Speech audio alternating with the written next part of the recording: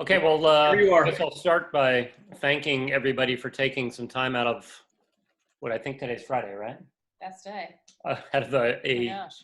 out of a beautiful day to uh, go with somebody who you've never met before to kind of go on a new subject. My name is Russ. My wife Bobby is with me, and as I talked about it a minute ago, we're getting e-bikes here, so we may be doing some of these trips on electric bikes here in another couple months. So she's sitting in. Also sitting in with us is Dave Fernley. Dave and Bobby and myself, we all work with Jeff at REI. So thanks to Jeff for inviting us as well. And Dave and I just a couple of months ago, like right before this started, we went to Vegas for a week with Dave's brother to do one of these bike touring trips that we're going to talk about. So my hope is there'll be some questions. We've only got probably, I don't know, 20 minutes worth of slides, 20, 25 minutes plus questions. So if you have any, feel free to interrupt me, or you can type a question and pops up on my screen. I will just jump right in and get it. So bike touring, any questions to start, or I'll get going? Okay, good. So bike touring is, we advertise this a little as like bike packing. And bike touring and bike packing, I would call those very close cousins to each other, maybe brothers a little bit. Bike packing, if you're going to do a definition, would generally include a tent. And bike touring, the way I look at it, includes at the end of the night a bed and a shower and probably a cocktail to have before you get going the next day. So what I have been doing for 20 years, we used to live in Seattle. And since then, I did my first tour, a multi-day tour down from Seattle down to Portland, Oregon, and have kind of been doing it ever since. So that was number one. And the last year, Dave and I did that trip. Did a trip. Last year was the big trip. Was we got on our bikes at our houses, a friend of mine, Sarah, and I, here in Philadelphia, and we rode to the Adirondack Park just to see if we could do it over a 4-day period. So there's a couple maps of that one coming up. I've also been on a trip around the Finger Lakes, so been doing it a while, and I really look for probably comfort is at the end of the day is something I look for in distance and scenery. So with that said, our agenda, all the things that go into it, there's a lot of planning that will go into it if you want to have a successful trip. So I kind of think 2 days planning for every 1-day trip, at least, because you need to think about it ahead of time if you want to be successful. So getting started is first topic, and I'll kind of go, these are each different slides that I'm going to go through. Planning a route, which for a lot of people, that's the most difficult part is if I'm going to get from point A to point B, what's the best way to do that? Choosing a bike to do it, choosing bags to do it. You can see in the picture there, these people are loaded down for a cross-country trip. Packing, how to pack. There actually is an art to packing the stuff on the bike. Having a checklist. I don't have an actual checklist I've got a checklist. I'm not putting it up on the screen today, but having a checklist and the importance of that. And then training, which is pretty critical if you're going to be successful as well, after you load a bunch of weight onto your bike. So getting started, what is bike touring? Bike touring is essentially a road bike as opposed to a mountain bike. Mountain bikes go on a bike packing trip. A lot of times you're in the woods, a lot of times you're on gravel, you're headed to campgrounds. Touring, I'd say, is much more of you're on a road bike. You can have a variety of levels of stuff, and I will talk about the different kinds of stuff you can have. I think on this page or the next one. Yeah. So this one. So the types of bike touring, there's what Dave and I did, type 1, which is we got a single hotel in Las Vegas. And we had bikes in Las Vegas, and then we utilized resources to just kind of go, where do you want to ride if you go to Vegas? What different types of rides are there? What have other people done? Where could we drive to? We got a minivan, and where could we ride around for the entire day? And at the end of the day, you go back to your hotel room and you sit back down. There's also now what me and Russ did is which is a little unusual. We actually, when we went to Las Vegas, we rented the bikes there. A lot of people will bring their own bike, but we rented them there, which made it very easy. If you're looking for an easy way to tour or to get in some bike touring, it's if you can rent your bike where you're going to, it does lend itself to an ease into your planning. Yeah, so I was just to reiterate that. I mean, if you're going to go to Vegas and do a tour, packing your bike to get there is a pain in the neck to take a bike apart and try and put it in a box and get it someplace. Yeah, so one of those planning aspects that, Dave invited me, and a month ahead of time, I said, sure, I'll go with him and his brother's trip. And all we had to do, I think, Dave, was we had to just give him, hey, here's how tall we are. And with how tall we were, and what size bike we thought we needed, we were sitting at the hotel, and at 6 o'clock at night, van showed up, had 3 bicycles, had 3 helmets, had the clips we wanted for our specific bikes. And then at the end, when we were all done, we just called the guy up, and 15 minutes later, he drove up in his van, and we piled him in and drove away. So it's not the cheapest way to do it, but boy, it was sure easy to do it. So if you're going someplace like a destination, I would definitely recommend kind of doing some research on that ahead of time. We have I think we already talked about going someplace, potentially Palm Springs or Palm Desert out in California next year, which has a lot to do with the weather in those places. And I'm sure we'll be looking for the same type of spot. So that way you're not on your bike, which is, there's a comfort factor there, but at the same time, you get a lot of benefit. So there's a surprising number of places that actually provide that service. If you go to more of a destination place, like Las Vegas, or if you're going, we rented bikes down in Georgia. So there's all kinds of places that there used not to be, but it's kind of a nice variant on touring to be able to rent the bikes. So it's a different type. So that's type 1, I would say, is as a hotel where you're gonna get ground zero, and then you're gonna go someplace. Type 2 is gonna be maybe a destination. So what we did last year, which is, let's start in Philadelphia. Let's drive to the Adirondacks. When we get to the Adirondacks, we got to the Moose Festival in Indian Lake, my friend and I. And then Bobby was waiting for us at the Moose Festival. And we got to pile on the bikes and get some ice cream, and then go to a cabin up there for a few days. So that's a nice thing to kind of go, let's go a long distance and see something. Loop trips are nice as well, where we did the Finger Lakes one year, where we parked at a Walmart and climbed out of the car. And the benefit we had on this one trip we did is, sometimes you want to think about how do you get your stuff from point to point. You can put that on the bike, but sometimes you might want to have somebody. We had somebody on this trip who followed us in a car, and there was about a dozen of us. And what she did is, probably every 25 miles, she'd just be sitting there in a lawn chair reading a book, and we would come pulling up, and she'd give us a sandwich, and she'd have all our stuff in her car. And at the end of the night, we got to a hotel, and all our stuff had been transported from place to place. So different types, and you kind of think about what you want to do and where you want to get to. So why do it? See new stuff. I think that's a big one, especially there's a lot of the country, and there's a lot of farm roads that nobody ever goes on. You can get from point A to point B, which is really nice.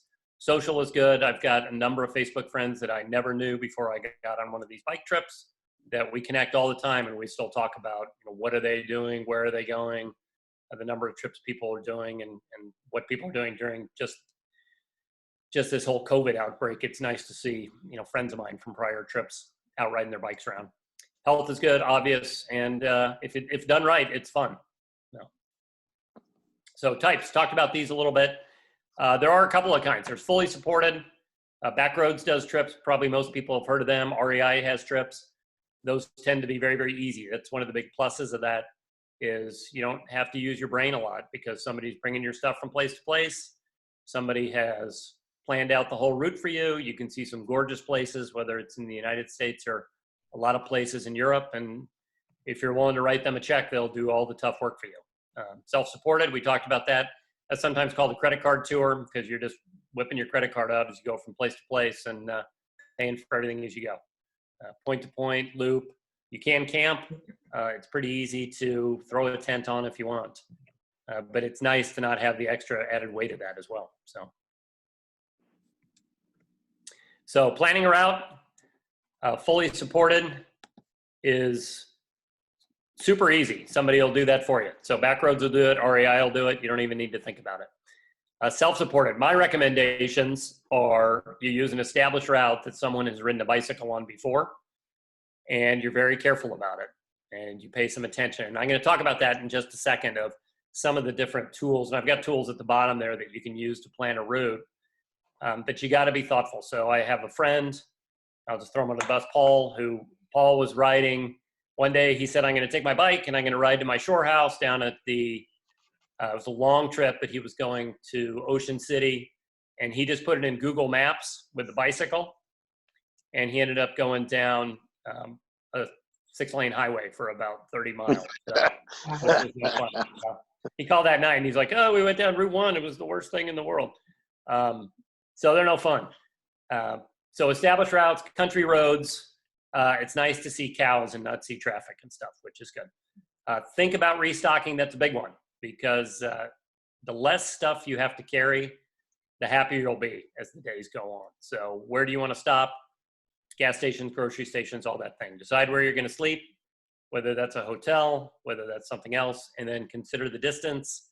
You will probably go a lot slower than you normally go because you're going to be adding weight on the bike. So the more you self-support, the more stuff you have to carry, the heavier the bike is, the slower you go. And you also want to probably consider a shorter distance than you normally think about, just because you want to stop and do stuff and things might happen. So especially if you're riding in weird stuff you've never seen before.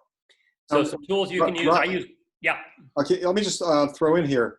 Yeah, this kind of goes into what you were saying about planning a lot beforehand. If any, for me, I plan a lot before I do the tour. I make sure I have what I need. Make sure I'm not taking stuff I don't need, because that's huge. Again, like going back to the weight issue. And I also wanted to share with everybody, like you said, going on established routes. Adventure Cycling, this is one of their maps. If you're doing and they have routes all over the country, and a lot of them go kind of coast to coast, or north and south, or they have some other ones too, but they're always adding new routes. These maps are excellent in that they give you the route, they tell you where bike shops are, they tell you where campgrounds are, where hotels are. I mean, a lot of useful information that you're going to need, that you would find really useful when you're riding, in case you get a flat or you need a place to go and you want to find out what's closest. They constantly update those maps, so a good resource if you're planning something, maybe a longer trip, more than a couple days. You might want to just check out Adventure Cycling website. Good.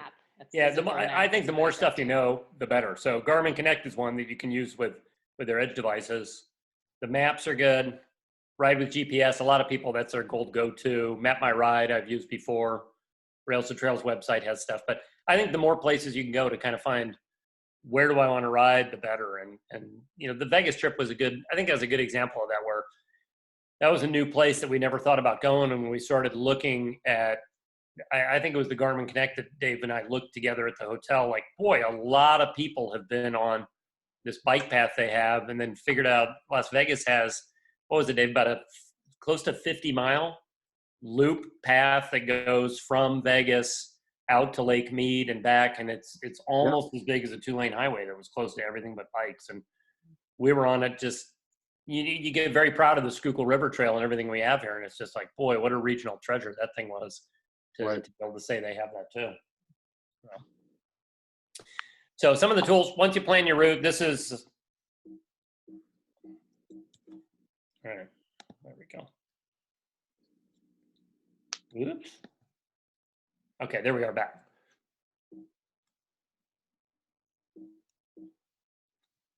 I think this is my next page. Okay, so this is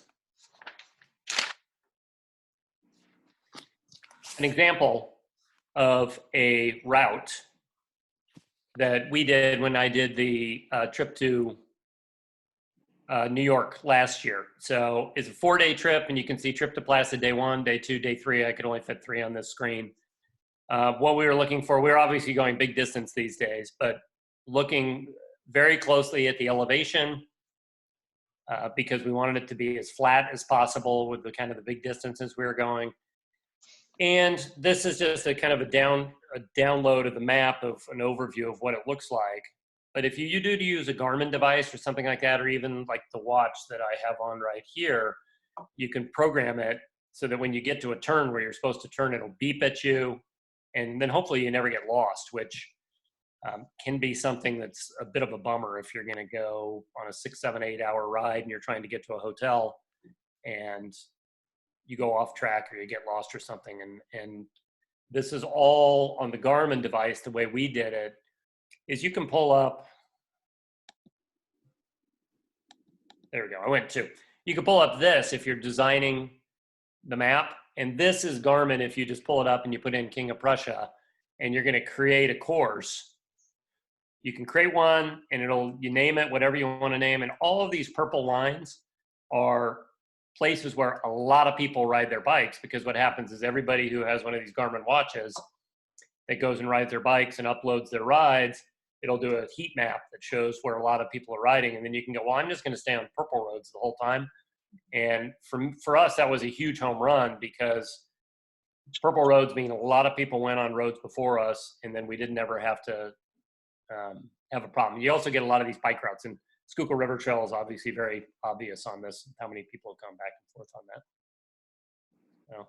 Yeah, you don't end up with like gravel and things like that. Yeah, and surprises. Well, and sometimes you get surprises like gravel and stuff if you're on a road bike, but it's nice to kind of get through a lot of it. Okay, so planning a route, very important to plan extra time because you're going to want to look for things to see along the route. So this is a couple of examples of routes we did. If anybody's ever ridden their bike to St. Peter's Village, that's on the left. And sometimes you might want to stop and a nice day and do something with friends. On the right that's Dave and Rob. And I think that's Red Rock behind us, where we said, you know what, let's just sit for a few minutes. Because if you can see how Dave and Rob were dressed, we were expecting it to be about 70 degrees in Vegas. And the first 2 days were in the mid 30s. It was so cold. Wow. So cold. So that's one of the problems of planning a month in advance and then showing up is we were really cold. So they were both hiding from the wind in that position. Yeah, there's a wall behind them. So just plan extra time. You never know when you're going to break down. Breakdowns happen on bikes. Sometimes you might need to figure out a way to get point A to point B if it's catastrophic and you can't fix it on your own. And part of the checklist is you want to have stuff to fix easy things, but you don't want to have too much because bike tools weigh a bunch. So you got to kind of weigh what the difference is on there. And also, Russ, like that's the cool thing about bike touring is that you're going to have these experiences. And you're going to have things that you don't expect, like the weather here, where it was super cold and windy. But that's a part of the whole experience. It's not going to be like when you plan it. It's not going to always be that way, the way you thought it was going to be. And that's just a part of the whole. It makes it better. Right? In my mind, it makes it better because you just don't know what it's an adventure, and you kind of get what you get, and it's you just make the best of it. Yeah, when we were riding along, it was 35 degrees. We weren't happy, but I think we're happy now. We did it, and we have short-term memories. Pardon me? We have short-term memories. Yeah, the Placid trip, day 2. You saw it was 104 miles. In the last 6 miles, we were coming into the hotel, and it was a Hampton Inn across the street from a mall, and it was pouring rain, and it was really kind of sketchy for a few minutes. So that's one of those. Really consider where I did a poor job that time saying where are we gonna sleep, because I picked a Hampton Inn, which is great because it had free breakfast and it was right next door to a Mexican restaurant, which I knew I wanted day 2.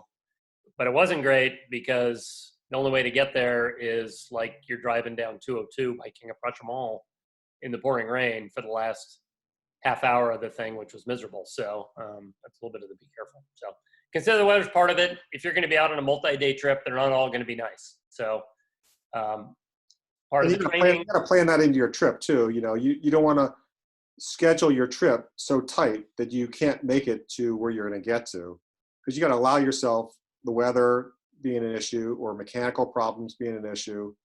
So you don't want to have it like, oh my God, I got to bike 20 miles and it's getting dark. it's good to give yourself a bit of cushion to allow for those unexpected things. Yeah, and I think virtually you'll almost always go slower than you think you're gonna go too. Because if you're riding at home and you're training at home, you're used to the roads, you know exactly how long it takes. But if you're in a strange, different place, you're more likely to stop and you're more likely to take a wrong turn and more likely maybe to come to a big hill that you don't want to go to. But we stopped a lot to take pictures and videos and things too. So when there's new cool stuff, so it's fun.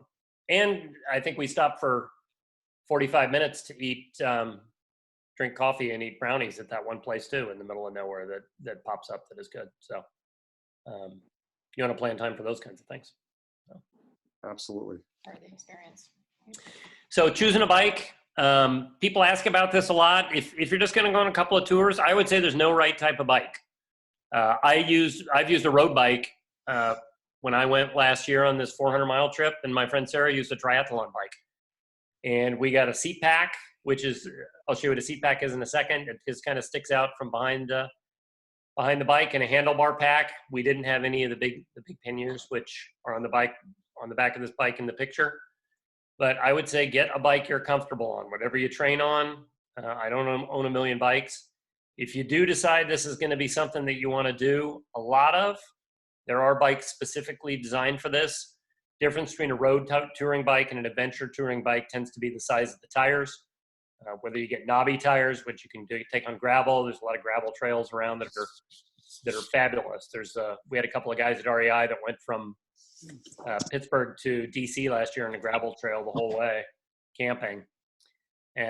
Road touring bikes, the way they're made is a little bit different. They're heavy, probably got an extra 10 pounds on them, but that's because they've got a bunch of racks hanging all over them. They've got places to put racks, and a lot of the welds are kind of double welded to get a lot stronger because they're figuring you're not only going to have me who weighs 200 pounds sitting on the bike, but I might have 20 or 30 pounds worth of stuff if I have enough stuff. So it's got to be a little bit stronger for that. So, but you don't have to have one of those bikes. If you have a bike you're comfortable riding on and you're not going to overpack, you can get on any bike and go for a ride someplace. I think our Vegas trip was all road bikes, so it's good. Yeah, just typical road bikes. Yeah. Nothing technical, nothing like, not a touring bike or anything specialized. So choosing bags, there are a lot of different bags you can buy on a bike, and this picture doesn't even have all of them. So the seat pack on the back of this, I fit enough stuff in that seat pack for a 4-day trip. So it was toothbrush, antiperspirant, it was a change of clothes to change into at night, pair of flip-flops, and that was about it. You washed your clothes and re-wore them. Yeah, so we got to the hotel at night. We would just kind of stick our stuff in the sink and then hang it up, and the next day we would go. A lot of other bags on here. You can see there's a frame bag, which will go in here, which if you like to have a water bottle here, that'll interfere with it some, but you can fit a bunch of stuff here. Top tube bag, I did have a top tube bag, and that's what I put my daily snacks in, where I would have a lot of things to eat. Handlebar bag. These are good for if you go bike packing. There's tents that are made that are short. They'll actually, real short stakes that'll fit in between the handlebars of the bike if you want to drop that much money on a tent. But it's a bike packing tent, which is fantastic. Weighs almost nothing. It'll fit right there. And then you can get the panniers to hang on the back if you have a bike with the racks go on, but most of them can go on there, where you can really put a lot of stuff if you feel like you need a lot of stuff. But we were concerned about the weight, so we went really light just with this seat pack, and made a point of having our stopping point at night be someplace where we could completely buy anything we needed for the next day. So. And having a handlebar bag too is really nice, because you can get the stuff really easily. You can just put a jacket in there or whatever, because you're not really using that space between the shifters much for anything anyway. So. Yeah, and depending on what you wear too, I wore jerseys. I always wear jerseys every day, so I can fit a lot of stuff in those pockets in the jersey. So I would drive off with the wallet and the credit card obviously in one pocket, but I would have spare jacket, rain jacket handy in that, and then all the food I expected to need for at least the first 50 miles, with planning a stop probably every couple of hours, but having money in case we couldn't find a stop, and having extra food, in case we couldn't find a stop. So Packing. So choose your bags based on your tour and how much stuff you have. So you want to lay your stuff out ahead of time. I would say, and I think I say this at some point later on, I don't think you can say it enough. If anybody on this phone call has ever been on a cruise ship before, taken a cruise, everybody on a cruise ship brings double the clothes they ever need. And it tends to be the same thing on these trips where you can wear stuff for multiple days, and virtually everybody brings too much stuff. So, and you can buy most of what you need when you're getting to where you go. So really consider, do you have too much stuff or not? Heavier items in front. So think about big items that don't weigh a lot in back. If you're going to have a sleeping bag, that's the kind of thing that goes in back. If you're going to have bike repair tools or things like that in front, it just makes the bike easier to ride if the heavier stuff is in the front. So keep access, which Dave just said, the stuff you need during the day. Someplace, we just had that one bag in the tail of the bike, and there were multiple times when we had to stop and I had to unpack the whole thing to get to something way down on the inside that I should have packed in an easier spot during the day. So if you can think about before you get going in the morning, what am I going to need today? And let's make sure I get to that. And then what might I need today? And let's put that in second to last. You can go that way. Train with your stuff. A lot of people don't do this. They just go ride. And then they get on their bike and all of a sudden it weighs 20 pounds more and go, oof. That's a little bit different. It's a lot different going up the hill with the extra weight. And then use a checklist. So have a checklist. They're easily available online to get all over the place, and then just think what you need. I was going to say, you don't want to take too much stuff, but also bear in mind that like synthetics, like your bike shirts, they get stinky. So you might want to just bear that in mind. If you're wearing with like the stuff you're going to wear after you ride, you can probably just have one outfit. If it's only a couple, less than a week almost. You can just wear bring one shirt with you and some pants, and that might be good enough. But the synthetics do get stinky, so you might want to take multiple pairs of shirts. Or some real lightweight detergent that you can squish it up in the hotel sink and then hang it up. OxyClean. Yeah. OxyClean will do it, yeah. Okay, so don't overpack. We talked about it. Have a place for everything you need. Have extra room. You're probably hopefully going to buy some stuff along the way and maybe get a souvenir or two, so have a little bit of extra. And then learn as you go. Like anything, it's practice to figure out what you use, what you don't use, and what you'll need and what you don't need. So checklist. A lot of places you can get one. Like I said, REI.com they've got a bicycle touring checklist, which you can use, but you don't need to use ours. You can use a lot of other ones too. That's us our last day. We were all happy because by that time it was 75 degrees. It definitely warmed up. Yeah. Okay, and then training. Training is important to do if you're going to go a long way. So this is just a sample training week, but we probably when we did this one last year that was 400 miles. Our first ride in March outside was about 30 miles, and we had to build up and think about riding multiple days in a row for kind of distance, just because that's something you'll have to do. So don't want to have any surprises there. All right, and that's about it. So I think the takeaways are it's super fun. I think everybody I know who's done one has really enjoyed it, but the more you plan, the more likely you are to have a lot of fun and enjoy it and go someplace. So think about whether or not you want to just go you and your bike, or whether you want to have somebody who maybe has a car who wouldn't mind meeting you at the end of each day to move all your stuff around from place to place, and maybe get someplace and sit by a pool with a book, and then you come riding up at the end of the day with a couple of friends. It's kind of fun sometimes. So I don't know if anybody has any questions. That's all we got. What do you have planned next? Well, right now everything's kind of up in the air. I think for this year, we've kind of canceled most of what we had going on this year. So I think Dave and our next plan is probably hopefully next February. We're going to go to Southern California and do a trip with him and his brother. We don't have any long trips. I will say when we got off the bikes in the Adirondacks last year, we were ready to not get back on the bikes for a while. So it was too long. So I don't know if you saw the distances on those days. We bit off a little bit more than we could chew. So we were really tired at the end of those days. So And you were doing some big miles on those days. yeah. You were doing some big miles. That's a lot. So at most we'll do a 2-day trip this year. So I'm hoping when Bobby and I get we got our e-bikes coming in the next couple of weeks that we'll find something and we can pack stuff. But I think we'll probably go out to French Creek for a couple of days and just ride around out there and because we could put an extension cord in a pannier and we could put a tent on there and then we could plug in and recharge the bikes and then just ride all around in Amish country for the day and then come back at the end of the day. So I wouldn't be surprised if we do 3-4 days and have that as our base of operations. You have showered, Yeah. everything that you No, That sounds good. nothing solid.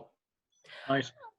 I might have missed this. How many miles do you do average per day?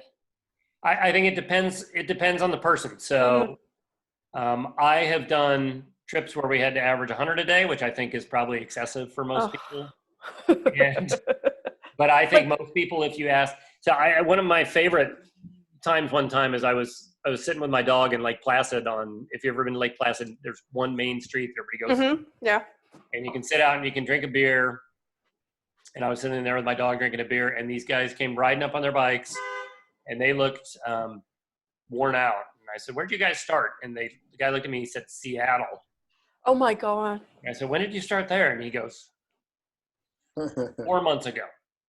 So we figured it out. They were riding about 60 miles a day and they've been going from Seattle on a back roads trip. Oh, And he said they were the only ones, these two guys, who did the whole trip, but they had other people who had joined on when they got to Buffalo and they had people all around the country. But Oh, really? 40 or 50 miles, it depends on how far you go, how long you want to go, and how much you want to stop and goof off. But I think it's everybody's got their own way, you don't need Yeah. it doesn't need to be one way. You just ride your own ride, You can do, 30 miles a day, you can do 100 miles a day. the commitment to training. Whatever too, works for you. how you did for months. and you can see beautiful things at 30 miles a day. So John put a question about water in the chat about how much you carry with you. I don't have a Camelback when I ride. A lot of people can do that because they have more, but I have 2 bottles generally. So that's Me too. I 48 ounces. I usually take 2 bottles just because I'd rather have more water than less. You can always dump out the water if it's too much. And that depends I think that depends on how hot it is too, Jeff, because when we were in Vegas and Vegas trip was a good trip. We only did 35 to 40 miles a day and we had a ball at 35 to 40 miles a day. We'd sleep in the morning and then we'd have breakfast and then we'd drive someplace and we'd ride for 2, 3, 4 hours. We'd stop a lot, take a lot of pictures. We'd be back at 4 o'clock. We'd take a nap and then we get up. And I think one night we went to one night we went to the Van Morrison concert, which was great. We tried to do some nightlife stuff. So that was 35 or 40 miles, and we had everybody as much fun or more fun than we've had on a lot of these trips where we go longer. So,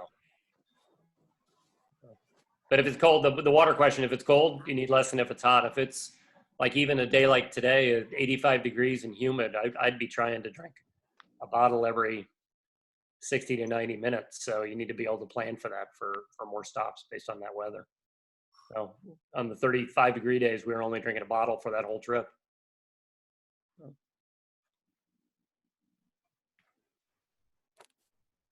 And I think it was Jay was asking about your Finger Lakes trip.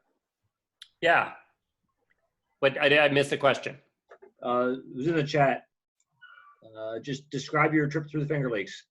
Yeah, so the Finger Lakes was, this is one of those where we signed up for a trip, which was a 4-day tour. It was called Quadzilla, and this was the same person I did the Adirondack trip with. It was a guy who had a terrific website. It looked like hundreds of people were going, so we thought there would be gangs. We showed up, and there were only about 20 people, and some of them were really good, and his goal was to go up every hill in the Finger Lakes. So we, the first 2 days, we did his route, which was over 100 miles a day up lots and lots of hills, and then we just said, forget it, that's not something we want to do, and looked at a map and kind of said, okay, where's the hotel at the end of the night? And did some of theirs and did some of our own. But the area up there that is beautiful riding up there. We were at the Walmart in Ithaca is where we started and just did a big box and went all the way around, and weather was gorgeous. We made it to Lake Ontario, I think is the one dead north. And then the last day, we didn't want to do the big ride last day, so we just went 40 miles back to the car in the rain because it was raining, and hopped in the car and drove home. But beautiful area. If you can get, well, whether you get good weather or not, it's beautiful. But that was the one where we had Marcia, who every 25 to 30 miles, she was sitting there with her car and all sorts of food. So we didn't have to have anything but us and our bikes, and we didn't have to think about any food because she would just be sitting there reading a book and have food for us to eat when we got to her, which was great. So that was something different every time. That's a good friend. Yeah, and it's a good friend. I mean, she'd have stopped. We do remember like some of the fun stuff you can do. And I think one of our fondest memories is one of the nights we driving our bike through a Wendy's, which was 2 blocks from the hotel, and getting a Frosty and putting the Frosty in the bike bottle cage and driving over to the hotel with a burger and the Frosty and calling it good. So, Now that's what I call a support vehicle. yeah.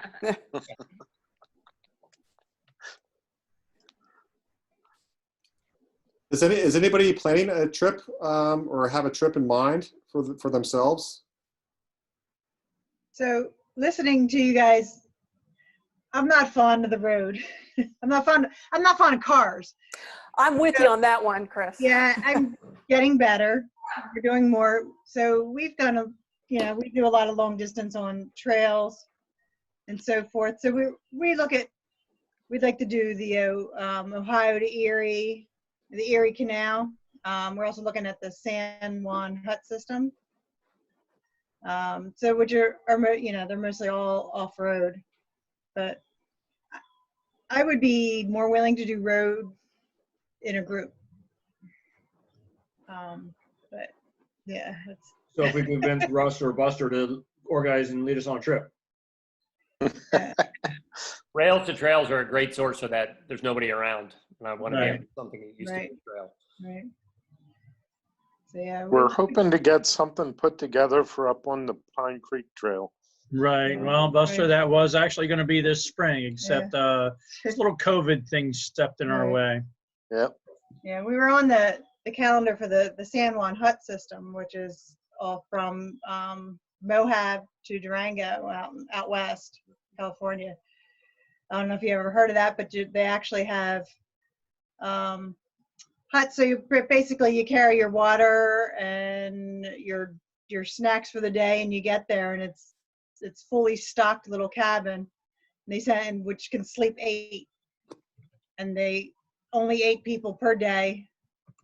Rotate cabin. through, and yeah, we don't know about that either. Sounds great. Yeah, it's a really cool thing. But yeah, to me, I'm like, we look at everything off road for us, just because I don't trust drivers. Right. How do you feel on the road when you are on the road? I think different people feel different, but I'm really good with it. But I've certainly been with people who, cars are definitely the enemy on the road. They're not our friends. So you got to always be thinking, what if this guy wants to run me over? And, I haven't had anybody throw anything at me, but I know people who've had stuff thrown on them. So you got to be really thoughtful about that. Right. Which that's where it helps. The more roads you can find that have had a lot of bikes on them, the more locals are used to having people on them. Right, absolutely. That definitely Does- get that feeling when it's an area where there's a lot of bikers. You definitely feel people are used to it. Safety in numbers is important when you're on the road too. Yep. Single touring on the road can be a challenge. I've gotten knocked off of the road twice doing that. So I tend to stick more to the rail trails now. Right. I hear you, Buster.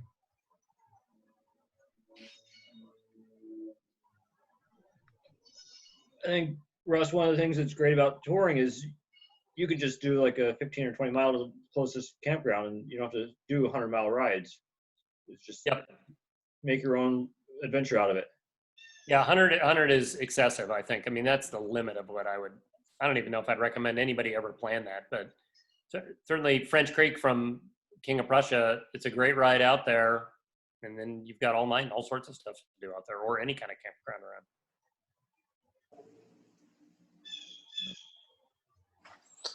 I've always found that if I'm planning a bike camping trip, it's a nice idea to plan a backpacking trip on a local trail you're familiar with a couple weeks ahead of time, just to make sure you're in gear with your equipment, everything's working.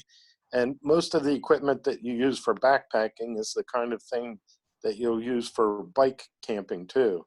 And it gives you a chance to kind of tune up for a bicycle trip then. Yeah, I think that's good advice. Definitely, do one overnight before you do a multiple night bike tour. Also what he was saying about backpacking equipment, some of the places that if you want to camp, they don't let you do fires, so camp stoves, you actually can look on YouTube and they have some great little do-it-yourself, how to make some little stoves out of tin cans and whatnot. And very lightweight stuff, like you said. Right. I've got a bike that I carry as little as possible as I can, maybe a tarp, a lightweight sleeping bag if I go do this, just keep the load light. Yep. And then food, just I'll stop somewhere and pick up what I want to eat. But, I haven't done more than an overnight. Carrying food and water can get real heavy. Yeah, that's one of the big ones. Where are we going to stop and resupply? And also at the end of the night, you could be really hungry at the end of the night if you're riding a lot. So it's, where do you get a meal for dinner? Hey guys, I'm going to get going. I got some good notes here, and I'm going to check out some of these places and sites. I'll have a good night. Hopefully I'll see you all later at some point. Take Have care. fun. Good later.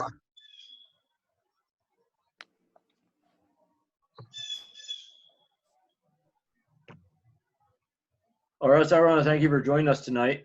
I think maybe we'll get some trips planned in this next couple of weeks. Just do our Schuylkill River trips, and then we'll get Buster, maybe put two of you together and see if we can plan a group event somewhere. Buster is our biking coordinator for the group. Be great. Be great. So thank He you. says Charles on his Thanks for the picture. invite. Thank you, Russ. Thank you, David, for your input, and it's good information. And Appreciate Bobby. it. Yep, I've Thank you. Yeah, loved to ride with Thank you. you. It was enjoyable. Appreciate the info, very informative. yeah, very good. Thank you. And we'll Thank see you on you. the trail. We'll see you on the road. Yeah, Google River. see you on the trail, not the road. Trail's better. Yeah.